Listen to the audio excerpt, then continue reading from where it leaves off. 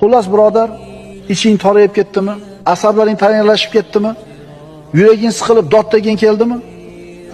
Shart ishlarni bir kun yig'ishtirda, mashinangga o'tirib shahardan tashqariga chiqib ket. Toqqa chiq, o'rmonga chiq, yaylovga chiq, sahroga chiq, bo'g'ilib dimlanib uyda o'tirma. Agar bunday qilib o'tiradigan bo'lsang, o'zingni halol qilasan.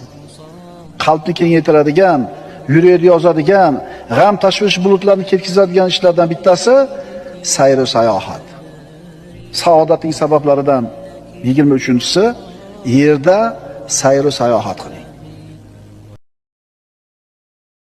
Xullas birodar, iching torayib ketdimi? Asablaring tayinlashib ketdimi? Yuraging siqilib dod deging keldimi?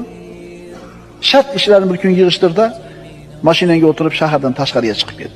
Toqqa chiq, o'rmonga chiq, yaylovga chiq, sahroga chiq, bo'g'ilib dimlanib uyda o'tirma. Agar bunday qilib o'tiradigan bo'lsang, o'zingni halol qilasan.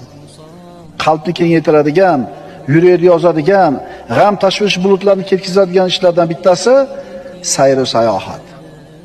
Saodatning sabablaridan 23-si yerda sayr va sayohat qiling.